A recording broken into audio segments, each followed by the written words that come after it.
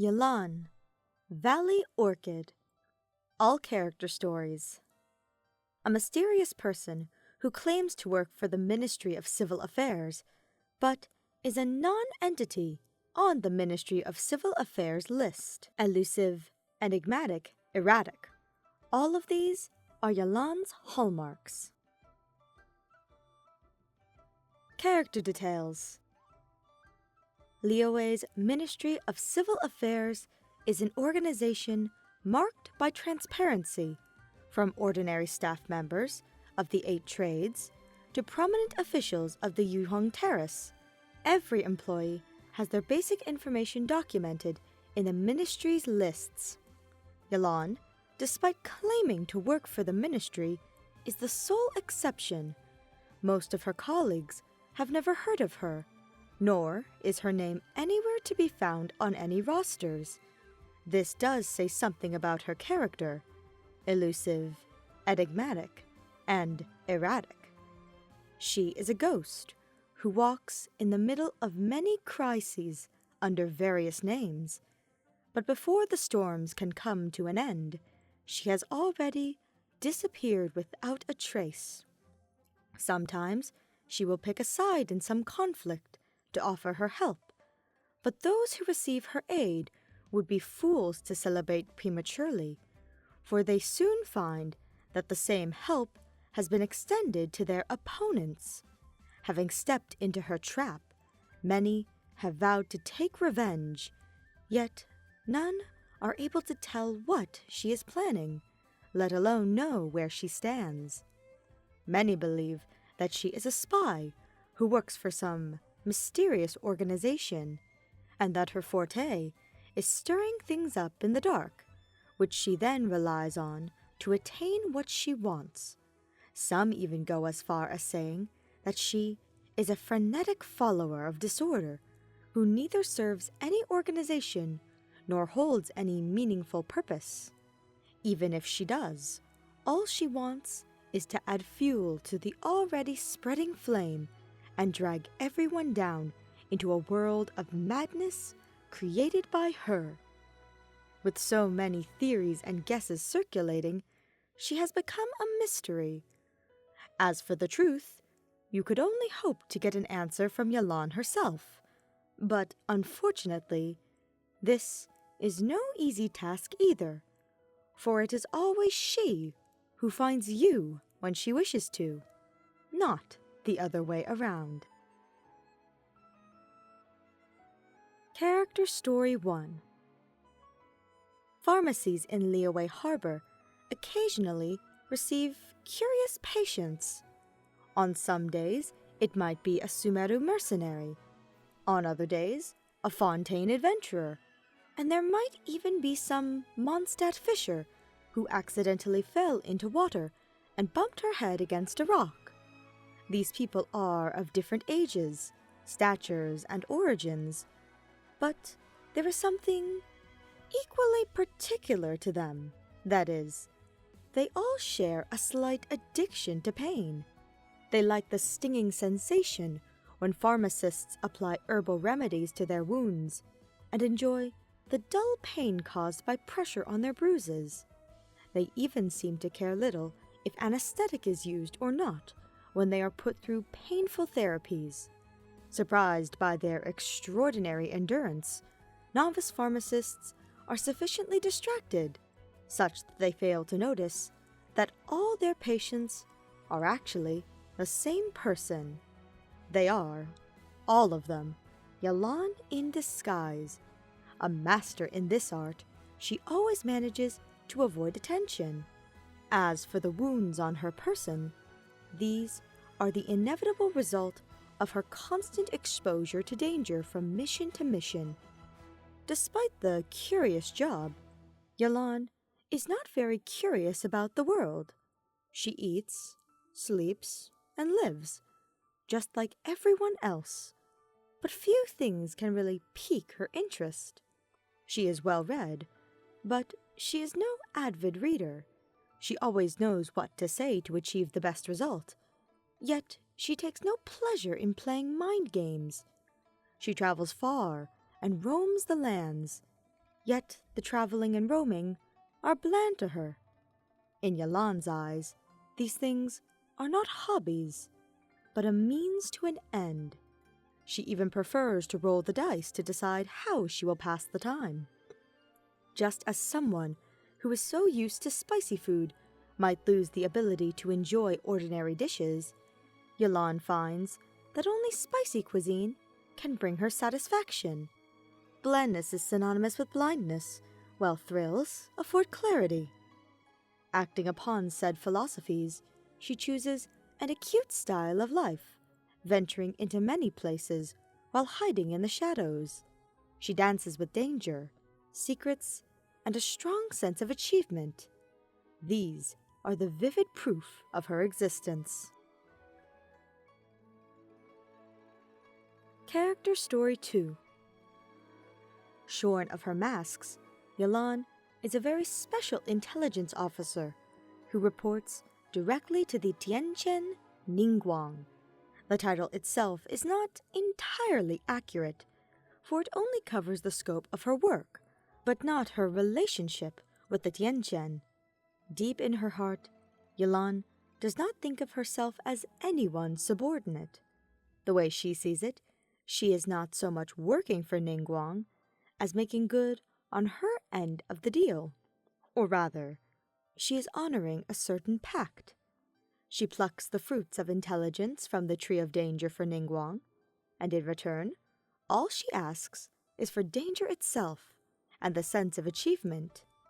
None know when their collaboration began. The only thing certain is that Yelan has long made her presence felt in lands outside Liyue, from other nations in Tevat to even the perilous abyss. Every secret and perilous demise shall become a garden where orchids bloom. Stealthily, she roams the night, stars shining upon her in the skies. Character Story 3. Yelan spends much of her time patrolling and roaming the chasm, where she often stares into the darkness deep below. Her family's history dates back far into an ancient age, and her ancestors once fought in the chasm against a great cataclysm. Wanton death was dealt during that battle, and even a yaksha met their end there. Only a few survived the grueling bloodshed. One of her ancestors died, while the other went insane, constituting a huge blow to her family. Yelan has always wanted to find out what happened back then. Despite her better judgment, she can't help feeling attracted to the chasm. It almost feels like something that runs in her blood, something inexplicably ominous has been summoning her to the chasm. Perhaps she will plunge into that darkness one day, and the ill fate that once befell her ancestors shall find her too. The ominous calling that runs in the family shuts down her fear and turns on her craving for danger. This may be the reason for the peculiarities in her character, Yelan presumed. She had never doubted it until she came of age, until the seal on the chasm was lifted. With the help of her companions, she unveiled the hidden past of her ancestors. That moment marked a new chapter in her life. In the past, she was a wild beast, driven by pure instinct. Drawn to danger, she walked into darkness. From that moment on, she has found the true meaning of her instinct. That which hides inside her, that constant calling, is not only a source of worry, but also a light of guidance. It is the blood of heroes which has been howling for 500 years. She has no fear, for the courage within her makes her strong. She craves danger, for the air of heroes is meant for a great adventure. Someday, she will embark on the path her ancestors once took. She is the descendant of heroes, and she shall become the hero for many who will come after her. Character Story 4. The Ministry of Civil Affairs has a special attention list. The list isn't long, but everyone on it is truly extraordinary. For instance, the unbound and forthright leader of the armed fleet, and the capable outland traveler with a broad range of skills. The list even includes some reclusive adepti in Liyue, whose names still bear great weight today. These people could easily bring storms upon Liyue, their intentions notwithstanding. As such, the Ministry of Civil Affairs, ever on guard against risk, still watches them closely. On top of that, there is also a more classified secret intelligence list. Those on it are the real threats to Liyue. So, who are they exactly? The Fatui Harbingers? Figures from the Abyss Order? Or perhaps are even the names of gods listed on there? Other than the Qixing, Yelan is likely to be the only one who can answer these questions, for she is the very person who compiled the two lists. The result of such work pleases her greatly, and day after day she perfects the lists, as crows embellishing their nests with shining trinkets. That said, while both are equally obsessed with collecting, Yelan must sweat and even bleed to secure what she is after, while crows need only flap their wings to achieve their aim. Fortunately, this does not bother her at all, for she believes that the intelligence is worth whatever cost she was going to pay. One day, the information will come in handy. Liyue will never plunge into disaster without any clue of the danger like it once did 500 years ago. She will see to it that Liyue is not caught unprepared. Character Story 5. Don't play dice at Yanxiang Tea House. If you can help yourself, play with someone you know. If a lady whom you've never seen before invites you to a game, just ignore her. Heed this earnest advice from veteran gamblers. Do not try your luck with that terrifying woman, unless you want to have a gloomy day. The invincible lady of Yanxiang Tea House is none other than Yelan herself, and one of her guises is that of the owner of this tea house. A while ago, when she came back from abroad, Liyue had just weathered the Osile crisis, and the Fatui, who had occupied Yanxiang Tea House, were now largely out of the game. Yelan seized the opportunity to take it over, turning the tea house into a secret base. On the one hand, with people from all walks of life to be found here, the tea house serves as an ideal source of intel. On the other hand, as Yelan has no issue with occasionally giving herself a break, she will pretend to be a regular customer, drinking some tea and playing a few rounds of some game. Every round of finger guessing is a tiny adventure, and every roll of dice sends sporadic thrills down her spine. Even the smallest challenge is something she can never get enough of. As an intelligence operative, Yelan takes pride in her skills. She is confident that she can read her opponent's eyes and roll the dice such that they fall outside the rules, but well within her designs. If there is a draw, that could only mean one thing: her opponents are cheating too. Don't try to reason with her. The very concept of reasoning is simply foreign to the Yanxiang Tea House, nor does it exist in Yelan's vocabulary. Be good and choose between the pain of losing and the disgrace of cheating.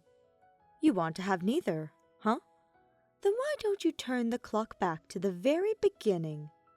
Don't play dice at Yanxiang Tea House. The Fascinating Bracelet and the white silk mantle.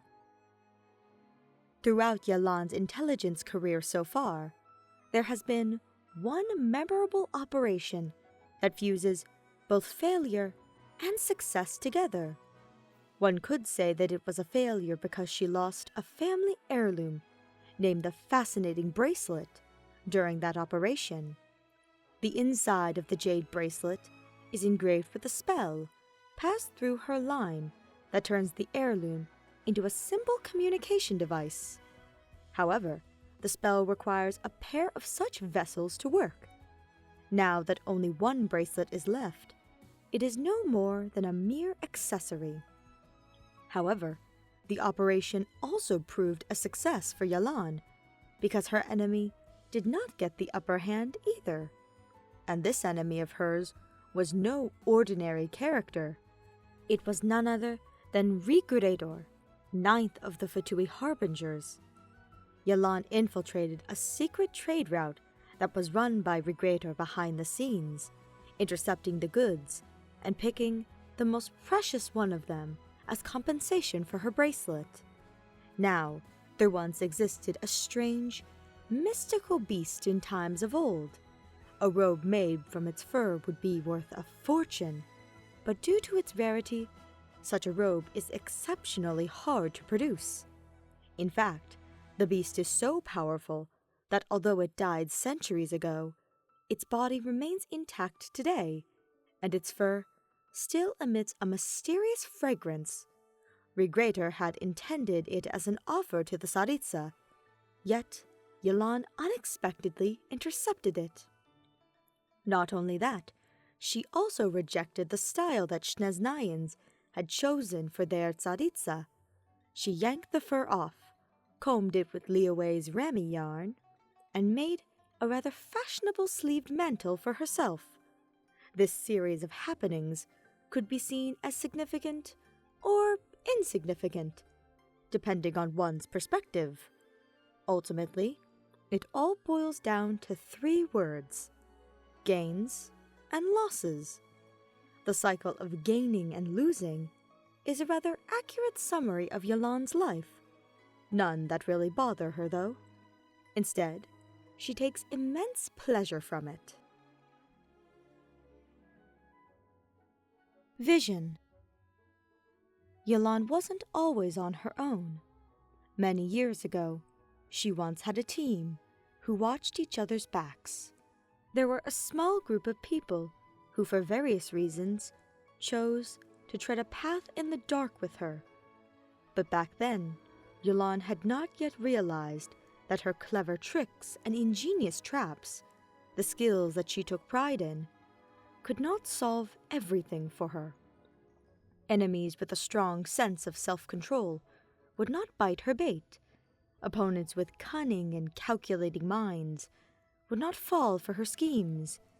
And those with overwhelming power would simply strong-arm their way out of her traps. Therefore, Yelan and her team paid the price. One by one, they perished along the way, though they had long foreseen and prepared themselves for such a fate. Still, after a mission to investigate the abyss, Yelan eventually found herself left alone. For the first time in her life, she stopped for a long, long time.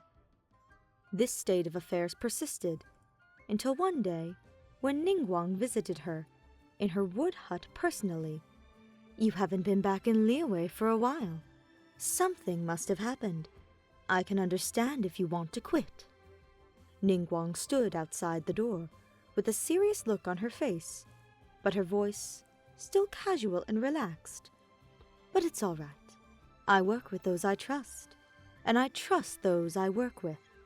I am willing to believe that you're here, trying to find a way out. All postures, aggressive or defensive, are a means to an end, anyway." There was no response, but only a suffocating silence. A long time passed before Ningguang finally heard an answer from behind her. "We both made a mistake. We shouldn't have involved ordinary folk in what we do." ordinary folk. Even as Ningguang was formulating thoughts, a flash of blue shot towards her, stopping as it passed her by. In a display of great control from the archer, the arrow quickly shattered into pearls of water and broke into glistening shards of light before touching the ground. Ningguang turned around and saw Yelan, walking up, a bow in hand, blood dripping down from her fingertips. One could only imagine the days and nights of grueling training in archery Yelan had gone through, for all her fingers to bleed. Knowing Yelan well, Ningguang also understood that she must have been through an uncommonly tough situation. Only that could explain Yelan's uncommon determination to lock herself up for this grueling retraining. Yelan aimed at the mountain in the distance, a gesture that was also an answer to Ningguang. She released the arrow. Like lightning, it shot into the skies, piercing through the clouds with might that could shatter the dome of heaven itself. As if responding to the call of an unknown power, waters in the mountains growled and howled, then swirled their way upwards in the form of countless arrows. When they met halfway in the sky, they exploded into a curtain of water, bringing down a squalling shower like those that adorned summer nights. As the sky cleared, there was no rainbow, no butterflies to be seen, only a faint pillar of light that fell into Yelan's palm. According to Ningguang, the vision carries a message. From today onward, leave all matters to the extraordinary Yelan.